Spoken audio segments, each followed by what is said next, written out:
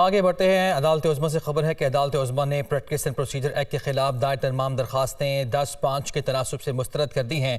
फैसले में 184(3) के मुकदमात में अपील के माजी से तलाक वाली शिक 8/7 से मुस्तरद कर दी गई, लेकिन आइंदा मुकदमात में अपील का हक देने की शिक के हक में 9/6 से फैसला दिया गया। सुप्रीम कोर्ट के इस फैसले के तनाजुर में पनामा केस में ताहयात नाअहली की सजा पाने वाले साबिक वज़ीर आज़म मियां मोहम्मद नवाज शरीफ, जहांगीर तरीन और दीगर पर क्या असर होगा?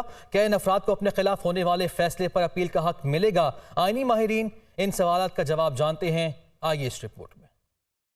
Court Practice and Procedure Act 2023 is sustained as being in accordance with the Constitution of the Islamic Republic of Pakistan, and to this extent the petitions are dismissed. बादिल नजर में सुप्रीम कोर्ट के आज के फैसले में तो नवाज शरीफ और जहांगीर तरीन को ताहयात नाअहली के खिलाफ अपील का हक नहीं मिला, लेकिन कानून दान समझते हैं कि इलेक्शन एक्ट 2023 में चूंकि नाअहली की मुद्दत 5 साल मुकर्रर कर दी गई है, लिहाजा पार्लियामान के कानून के साथ इन अफराद की ताहयात नाअहली खत्म हो चुकी है। और अगर सुप्रीम कोर्ट ने अपने फैसले में पार्लियामान की बालादस्ती को कबूल कर लिया है तो वो इलेक्शन एक्ट 2023 को भी कबूल करेंगे। जो केस था ना जी जिसमें ताहयात नाअहली थी, वो पार्लियामान के कानून के साथ अब खत्म हो चुकी है। इसमें जो कानून आया था उसमें यही लिखा हुआ था कि आइन में कहीं ये जिक्र नहीं है कि ये ताहयात नाअहली होगी, और इसी वजह से वो कानून आया था। और ये जो वजारती कानून होता है वो हमेशा रिट्रोस्पेक्टिविटी के साथ लागू होता है।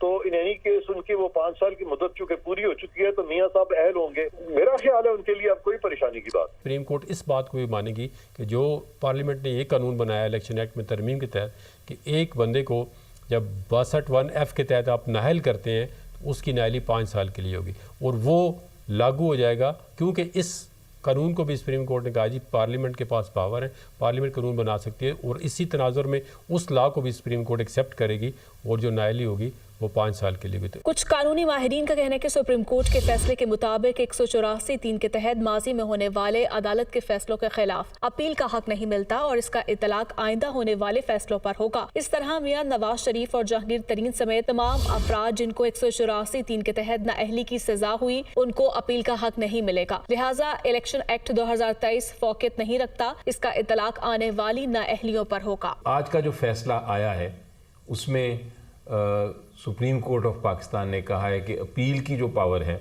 होनी चाहिए। बिल्कुल दुरुस्त कानून पार्लियामेंट ने पास किया है। मुशावरत चीफ जस्टिस साहब की जो है जहाँ तक ताल्लुक़ है कि वो केसेस फिक्स करें मुशावरत के साथ, वो भी दुरुस्त कानून है, सुप्रीम कोर्ट ने कहा। लेकिन सुप्रीम कोर्ट के 8 जजेस ने कहा कि ये जो माजी में अप्लाई हो रहा है कानून, ये कानून दुरुस्त नहीं, ये आइन के ख़िलाफ़ है। जो माजी के केसेस हैं फैसला हो चुका है, रिव्यू ख़त्म हो चुका है, जिस तरह पनामा की जजमेंट है नवाज शरीफ साहब की, उनकी अपीलें नहीं खुल सकेंगी। आईनी माहिरीन की सुप्रीम कोर्ट के practice and procedure act case के फैसले पर तशरीहात अपनी जगह, मगर क्या मियां नवाज शरीफ और जहांगीर तरीन की नाअहली का मामला एक बार फिर अदालत ही जाएगा ताकि ये तय हो सके कि क्या इलेक्शन एक्ट इन पर नाफिज होता है या अदालती तशरीह से हुई ताहयात नाअहली? ये तो आने वाला वक्त ही बताएगा।